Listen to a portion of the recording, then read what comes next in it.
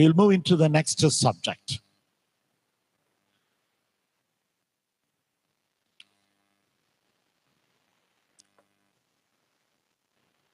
ரகசியமான புதிய ஏற்பாட்டு எருசலேம் இந்த சப்ஜெக்ட்டுக்கு தலைப்பு. The secret of the New Jerusalem Church. New Testament Jerusalem. இதெல்லாம் பார்த்து படித்து விளங்கிக் கொண்டால்தான் அந்த புதிய எருசலேமை நாம் விளங்கிக் கொள்ள முடியும். When you go study about this only, we will understand about the New Testament Jerusalem. ஏனால் நம்மை பொறுத்தளவிலே பரலோகம் என்பது மேலே செல்வதல்ல. கவனிக்க வேண்டும். எல்லாரும் சொல்லுவார்கள் நாங்கள் பரலோகத்துக்கு போகிறோம் என்று. நாம் மேலே இருக்கிற பரலோகத்திற்கு போவதல்ல, அங்கே வாசம் பண்ண போகிறதல்ல. நாம் வாசம் பண்ண போகிற புதிய எருசலேம் ஒரு காலகட்டத்திலே பூமிக்கு இறங்கி வர போகிறது. As we are thinking that we are going to climb up to the heaven, but it is not correct. The heaven which we are going to live is going to come from there. The Jerusalem which you are going to live will come from heaven to down.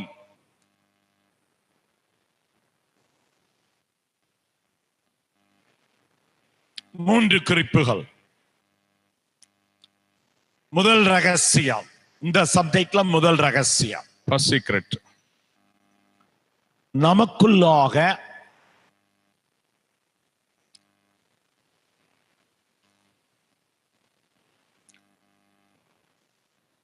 தேவன் வாசம் பண்ணத்தக்கதாக ஒரு மாளிகை. எபேசியர் 2 அந்த வார்த்தை தெளிவாக வருகிறது. ஒரு மாளிகை கட்டப்பட வேண்டும். In ourselves, the palace has to be built. As said in Ephesians chapter 2, the palace has to be built for the God to dwell in us. இரண்டாவது ரகசியம், நமக்குள்ளாக தேவனுடைய ஆலயமானது கட்டப்பட வேண்டும். இதுவும் எபேசியர் 2 அந்த வார்த்தை பரிசுத்த ஆலயமாக எழும்புகிறது. அந்த வார்த்தை ரொம்ப தெளிவாக வந்திருக்கிறார். Secondly, the temple of the God has to be built in us. This is also said in the Ephesians chapter 2, 19-21. மூன்றாவதாக, நமக்குள்ளாக தேவனுடைய அரசாங்கம். இதை அந்த வசனங்களிலே நகரம் என்று எழுதப்பட்டிருக்கிறது. புதிய எருசலேம் என்ற அந்த வார்த்தை நேரடியாக வராவிட்டாலும் எபேசியர் 2வது அதிகாரத்திலே அந்த நகரம் என்ற வார்த்தை வந்திருக்கிறது. இது புதிய எருசலேமை, அரசாங்கத்தை, கவர்மெண்டை குறிப்பிடுகிறது. Thirdly, the government of the God has to be built in us. Same way in the Ephesians chapter 2, it is mentioned as city and the ruling. So that is the reference given. The government of God has to be built in us. இந்த மூன்று காரியங்களும் பரலோகங்களிலே இருக்கின்றன. All these three things are in heaven. அரண்மனை அங்க இருக்கிறது. The palace is there. ஆலயம் இருக்கிறது. Temple is there. அரசாங்கம் இருக்கிறது. The government is there. பழைய ஏற்பாட்டு எருசலேமை தலைநகரமாய் கொண்டபோது கூட இந்த மூன்றும் அங்கே இருந்தது. In the Old Testament of Jerusalem also, all these three are there. அதே மாதிரி புதிய ஏற்பாட்டு எருசலேம் ரகசிய அர்த்தத்திலே நமக்குள்ளாய் கட்டப்படும் பொழுது கவனிக்க வேண்டும், அரண்மனையும் அவசியம், ஆலயமும் அவசியம், அரசாங்கமும் அவசியம். Same way, In the New Testament, when the God is dwelling in us, the church, the kingdom, the government, and the palace has to be built in us. All the three are very important.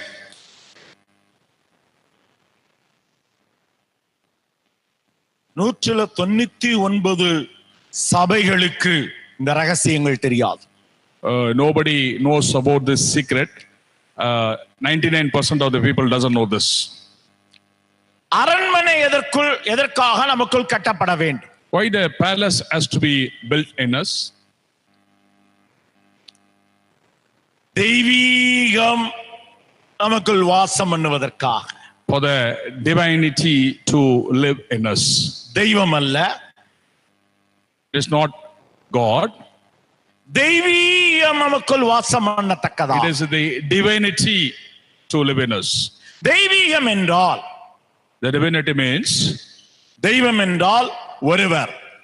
God means a single person. தெய்வீகம் என்றால், divinity means, மூன்றில் ஒன்று, ஒன்றில் மூன்று. the 3 in 1 and 1 in 3. பிதாவானவர் நமக்குள் வாசம் பண்ண வேண்டும். The Father God will dwell in us. இயேசுவானவர் நமக்குள் வாசம் பண்ண வேண்டும். Jesus has to dwell in us.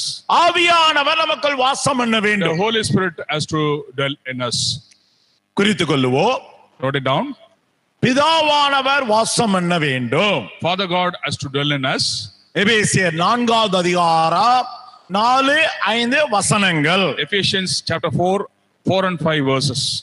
இயேசுவானவர் நமக்குள் வாசம் பண்ண வேண்டும். Jesus has to dwell in us. கொலோசையர் 1:27, In Colossians 1:27, யோவான் 14:22-23. John 14:15 and 16. பரிசுத்த ஆவியானவர், சத்திய ஆவியானவர் நமக்குள் வாசம் பண்ண வேண்டும். The Holy Spirit has to dwell in us. யோவான் 14:16 வசனம், 17 வசனம். John 14:16 and 17th verse.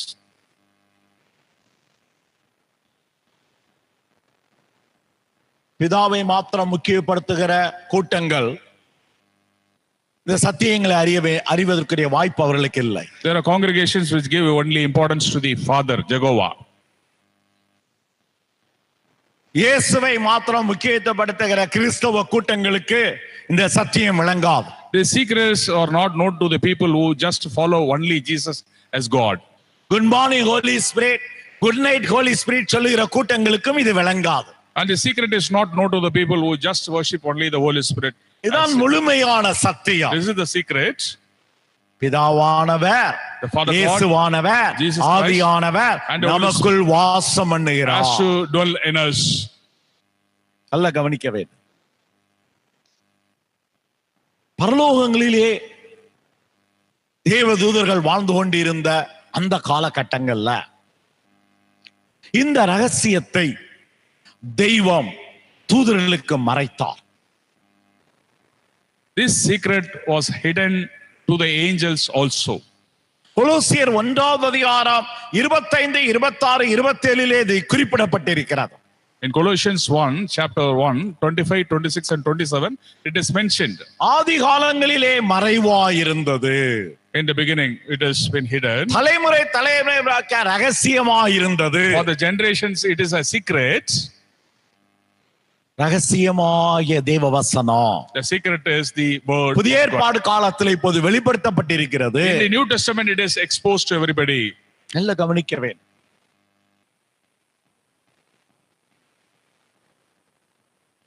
பரலோக காலகட்டங்கள்ல அன்றும் சரி இன்றும் சரி தேவன், இயேசு, ஆவியானவர்கள் அவர்கள் மத்தியிலே இருக்கிறார். ஆனால் அவர்களுக்குள்ளாக வாசம் பண்ணவில்லை. In the heavens also, Father God, Jesus and Holy Spirit is there, but they were surround the peoples, but they were not dwelling in them. பழைய ஏற்பாடு காலத்துல அவ்வப்போது தேவன் இஸ்ரேல் மத்தியில இறங்கினார், வேலைகளை செய்தார், திரும்ப போய்விட்டார். மோசேக்குள்ளாக, தாவீதுக்குள்ளாக, எலியாவிற்குள்ளாக, எலிசாவிற்குள்ளாக தெய்வம் வாசம் பண்ணவில்லை. In the Old Testament also, God came, they not dwelled inside, they were leading, they were giving way, showing the ways for them, but they didn't dwell in them. In the Old ஆனால் புதிய Testament. ஏற்பாடு காலகட்டத்தை சேர்ந்த நாம் விசேஷித்த ஜனங்கள். Amen. For the people in the New Testament, we are a very special people. இயேசு நமக்குள் வாசம் பண்ண விரும்புகிறார். Jesus is dwelling in us. ஆவியானவர் நமக்குள் வாசம் பண்ண விரும்புகிறார். The Holy Spirit is dwelling in us. பிதாவானவர் நமக்குள் வாசம் பண்ண விரும்புகிறார். The Father God wants to dwell in us. ஏன்? Why? எதற்காக? Why? ஏன்? Why? எதற்காக? Why? இங்குதான் இந்த 3 ரகசியங்கள் இருக்கிறது. The secrets are lying here. நல்ல கவனிக்க வேண்டும். இயேசுவானவர் நமக்குள்ளாக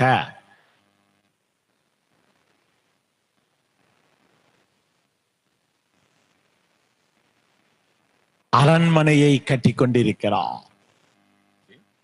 அரண்மனையை கட்டிக் கொண்டிருக்கிறார். Jesus is building the palace in us. ஆவியானவர் நமக்குள்ளாக ஆலயத்தை கட்டிக் கொண்டிருக்கிறார். The Holy Spirit is building the temple in us. பிதாவானவர் நமக்குள்ளாக அரசாங்கத்தை கட்டிக் கொண்டிருக்கிறார். Father God is building the government in us. சத்தியம் பல்கலைக்கழகத்தின் சரித்திரத்தில் முதல் முறையாக அந்த ரகசியத்தை இந்த கான்ஃபரன்ஸ்ல சொல்லுகிறேன். The first time in the Emet University, this secret is revealed to you now. இயேசு ஆவியானவர் பிதா அரண்மனையை அரசாங்கத்தை ஆலயத்தை நமக்குள்ளாய் கட்ட வேண்டும். Why the Father God, the Jesus and Holy Spirit has to build the government, the palace and the church in us. அப்போதுதான் நமக்குள்ளாய் ரகசிய எருசலேம் உருவாக முடியும். Then only the secret Jerusalem can be built in us. அப்போது மாத்திரமே நாம் வருகையிலே எடுத்துக்கொள்ளப்பட முடியும். Then only when the secret Jerusalem is built in us only, we will be taken up when the second coming was there. இன்னும் கொஞ்சம் ஆழமாய் போலாம். Into the depth we go. நமக்குள் இயேசு என்னத்தை கட்டிக் கொண்டிருக்கிறார்? What Jesus is building in us? அரண்மனை, Palace. அல்ல கவனிக்க வேண்டும். இன்னும் கொஞ்சம் ஆழம். Into the depth again.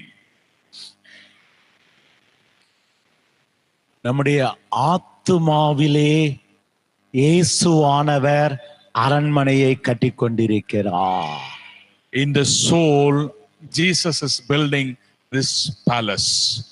ஆவியானவர் நம்முடைய ஆவியிலே ஆலயத்தை கட்டிக் கொண்டிருக்கிறார். The Holy Spirit is building the temple in our spirits. நம்முடைய பிதாவானவர் நம்முடைய சரீரத்திலே நம்முடைய அரசாங்கத்தை கட்டிக் கொண்டிருக்கிறார். The Father God is building his government in our body. பயங்கரமான ரகசியங்கள். It's a very deepest secret. உலகத்திலே எந்த ஒரு டிக்ஷனரியிலும் கன்கார்டன்ஸிலும் இதுவரைக்கும் வெளிவராத You cannot ரகசியங்கள். see these secrets anywhere revealed in any of the concordance or lexicons. இந்த மூன்றும் சேர்ந்ததுதான் All these three together, ஆவிக்குரிய ரகசிய எருசலேம் நமக்குள் கட்டப்படுகின்றது. this is the secret of spiritual New Jerusalem is being built in us. நம்முடைய ஆத்துமாவிலே என்ன கட்டப்பட்டு வருகிறது? In the soul, அரண்மனை. palace is built in the soul. இதுக்கு கீழே 21 சப்ஜெக்ட்கள் இருக்கிறது, 63 ரகசியங்கள் இருக்கிறது, 189 வசனங்கள் இருக்கிறது. இந்த கான்ஃபரன்ஸ்ல நான் அதை எடுப்பதில்லை. There are depth secrets in this. We are not dealing in நம்முடைய ஆவியிலே என்ன கட்டப்பட்டு வருகிறது?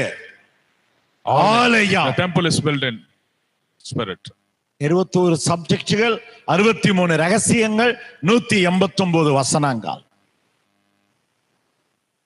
நம்முடைய சரீரத்தில் என்ன கட்டப்பட்டு வருகிறது? சொல்லுங்க. Government is built in the body. அரசாங்கம். இவ்விதமாக இன்னும் கொஞ்சம் டீப்பா, இன்னும் இவ்விதமாக நம்முடைய உடம்புல யார் யாரு எங்கெங்க வாசம் பண்றாங்க, இதுவரைக்கும் நான் பேசாத ரகசியம். In our body, who is dwelling in which places? It's a new secret.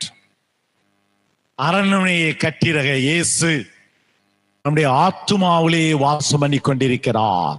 The palace is built by Jesus and ஆவியானவர் நம்முடைய ஆவியிலே வாசம் பண்ணி அதை கண்ட்ரோல் பண்ணி கொண்டிருக்கிறார். And the Holy Spirit is dwelling in the spirit and control. பிதாவானவர் நம்முடைய சரீரத்திலே வாசம் பண்ணி அதை கண்ட்ரோல் பண்ணி கொண்டிருக்கிறார். Father God is dwelling and controlling our body.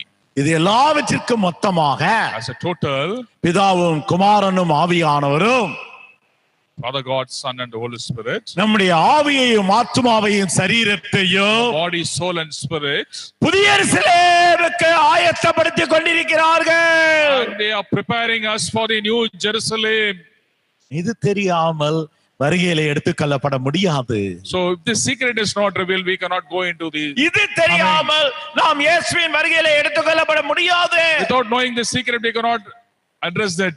இது இல்லாமல் நாம் புதிய எருசலேமிலே போய் வாழ முடியாது. Without this, we cannot enter into the new Jerusalem. அன்பான தேவ பிள்ளையே, அருமையான தேவ மனிதனே, உங்களுக்குள்ளாய், எனக்குள்ளாய், நமக்குள்ளாய் இந்த காலகட்டங்களிலே அரண்மனை கட்டப்பட வேண்டும், ஆலயம் கட்டப்பட வேண்டும், அரசாங்கம் நிறுவப்பட வேண்டும். Lord, people, இதற்காகத்தான் பிதா குமாரன் பரிசுத்த ஆவியானவர் நம்முடைய ஆவியில ஆத்துமால சரீரத்தில் வாசம் பண்ணுகிறார்கள். in these days, the palace, the temple, and the government has to be built. For this only, the Father God, the Son, and the Holy Spirit is working for us. இந்த கட்டுமானம் எப்படி நடத்தப்படுகிறது? How this is going to be built? இந்த கட்டுமானம் எப்படி நடத்தப்படுகிறது? How the construction is going to be done? நமக்குள்ளாக, in us,